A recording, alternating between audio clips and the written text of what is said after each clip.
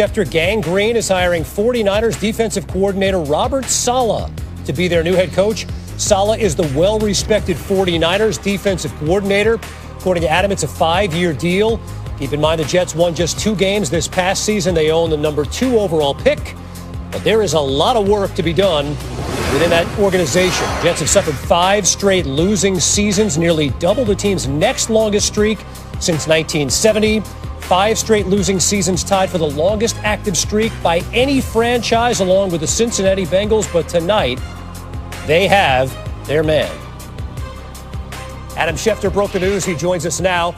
Adam, why do the Jets feel Robert Saleh is the answer? Kevin, I think they loved his energy. They loved his outlook. They loved his perspective. I think they loved everything about what he would bring to this particular job. They sat down, and from the time they sat down with him, they were enamored with the energy, the spunk, the intelligence that he would bring to that job. His players loved him in San Francisco. His players loved him in Houston when he was there. You saw after the Jets announced the agreement with him on Thursday night, Richard Sherman said the New York Jets got themselves a great one. Those are Richard Sherman's words. Richard Sherman knows a thing or two about coaches, and I think the Jets shared an opinion, and that's why they gave Robert Saleh a 5-year deal. You are reporting that Saleh is bringing with him 49ers passing game coordinator Mike LaFleur. Interesting, given the Jets situation at quarterback with Sam Darnold. What do you read into that move? Here's what I would expect the New York Jets to do at quarterback this upcoming season, Kevin. And again, there'll be organizational meetings to discuss this, but I would think that Sam Darnold is going to return as the Jets quarterback, and the Jets will entertain offers at the number 2 pick. I think that they could sit there and take an offensive tackle. They could sit there and take a wide receiver. They could do whatever they want with that pick. But right now, I think the plan would be to proceed with Sam Darnold as the quarterback of the New York Jets in 2021. I think that Joe Douglas and this staff believe in him. Robert Saleh believes in him. And I think that they'd like to give Sam Darnold an opportunity for a full season when he's healthy with a new staff to see what he could do. I would be surprised if Sam Darnold were not the starting quarterback on opening day. A Jets team that won just 2 games a season ago. Adam Scheafter, sit tight. A lot more NFL news coming up here on SportsCenter. They have a lot of history in cleaning out that Jets head coach's office, right? Since 2000, Groh, Herm, Mangini, Rex, Bowles, Gase, now Saleh. 49ers were a top 5 team in defense in terms of opponent yards per game and yards per play. The Jets defense is ranked outside the top 10 in those categories. Also allowed the highest QBR in the NFL last season. News that was not entirely unexpected, but boy, it sure was felt around football. Urban Meyer, John, new head coach of the Jacksonville Jaguars, and brighter days may be ahead, but dark clouds have been hovering over Jacksonville for a long time. We do not have to be subtle about this at all. The last 3 years, the Jags have been awful. Tonight, they hire Urban Meyer as head coach to end the awfulness. Let us, Jacksonville reaching agreement with 3-time national championship coach. Hopes he has some Lombardi Trophy magic there. Meyer has never been on an NFL staff. Now he's got to put one together.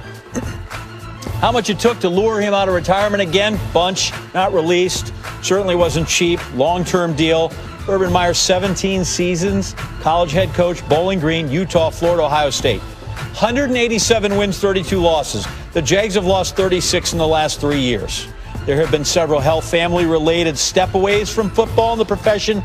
But again, the game has called him back. He says this is a great day for the Jacksonville and the Jaguars. Fans everywhere. Urban Meyer is who we want and need as a leader.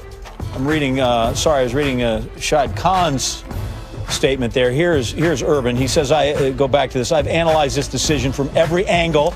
The time is right in Jacksonville. The time is right for me to return to coaching.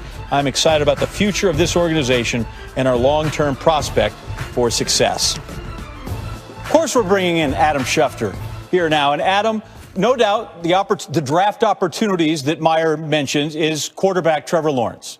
But aside from a franchise quarterback, what drew these two sides together? Listen, I think that there's been a relationship between Urban Meyer and Shad Khan, a healthy relationship where there's been open lines of communication for a good long while now. Aside from that, John, I think you've got the Jacksonville Jaguars with, as you mentioned, the #1 overall pick and a chance to draft the player that some believe is a generational quarterback in Trevor Lawrence. You've got a team with 11 picks scheduled for the April draft. You've got a team with close to $100 million in salary cap space, depending on how you're analyzing the roster, at a time where the salary cap is going to be down and there's going to be more buying opportunities for teams than ever before in free agency. So if he was ever going to take a job at the NFL level, there couldn't be this many factors coming together all at once in front of him.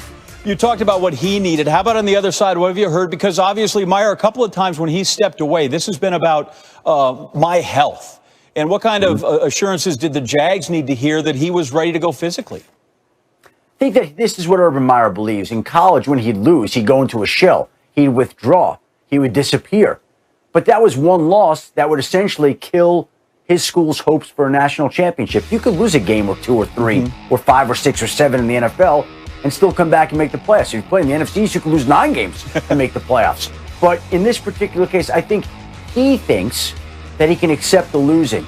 And so with that being the case, he decides to make the jump, and Jacksonville gets somebody who brings instant credibility, brings the reputation. There's been talk about the Jaguars trying to get a new stadium. There's been talk about London. There's all sorts of topics out there. Well, guess what?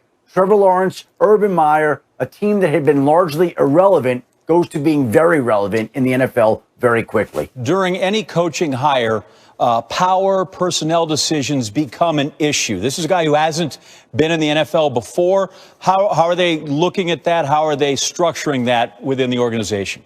John, when Urban Meyer goes and takes a job, he is the kingmaker. He is the kingpin. He is the guy that decides how things go. He's going to be the guy at the head of the organization, even though his title is head coach. He'll bring on a GM. He'll bring on assistants. He's begun to arrange to do all of that already. But he is the guy that's the face of the organization. Finally, why do the Jags think they're getting Jimmy Johnson or Pete Carroll and maybe not Saban or Spurrier? Because this is a man who's won 3 national championships in 4 stops. This is a man that's rebuilt college programs better and quicker than just about anybody. This is a man that's won wherever he's been and brought instant success. And this is a man I think that they believe can do the very same thing at the NFL level. Now, as you mentioned, there are mixed results at best of coaches who have jumped from college to the NFL.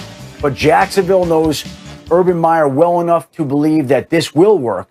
And it certainly helps when you have all the ammunition that this franchise does. And as you touched on it, he brings juice to that market and that team just like that. Adam Scheafter on top of it with Urban Meyers and the Jags. Thanks. Thank you, John.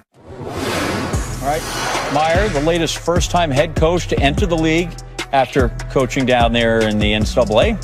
Mixed bag over the years. Matt Rule went 5-11 this past season for the Panthers, his first year out of Baylor. Cliff Kingsbury, well below 500 his first 2 seasons, though he was 500 here. They kind of gave away a playoff spot late. Jim Harbaugh, only one to reach. Super Wildcard Weekend begins Saturday. Colts, Bills, then Rams, Seahawks, Bucks against Washington. Sunday starts with Ravens, Titans on ESPN and ABC. That's 1 Eastern, 10 Pacific. Bears, Saints follows, and the weekend finishes with the Browns and Steelers. All right, here we go again. Now that the regular season is over, the Cowboys and Dak Prescott can start negotiating a new contract. Prescott was off to his best statistical start before suffering a season-ending ankle injury in Week 5. Dallas won just 4 games without him and missed the playoffs. Even Jerry Jones acknowledges Dak's going to get paid. I don't know how you could have any more leverage. He's evolving and nothing short of a perfect pitcher. And he has great ability in my mind to win games. And so he has all the things as substantiated by what we've offered Dak. You wouldn't be offering Dak what's been offered him in the past had you not thought he was very special. The issue is how do you come together, and we've got to get it together. Dak's value amplified this season. Dallas averaged the fewest yards per play and had the worst red zone offense after his injury. The Cowboys were first in total offense when Dak was healthy back in 20. Nothing short of a perfect pitcher. And he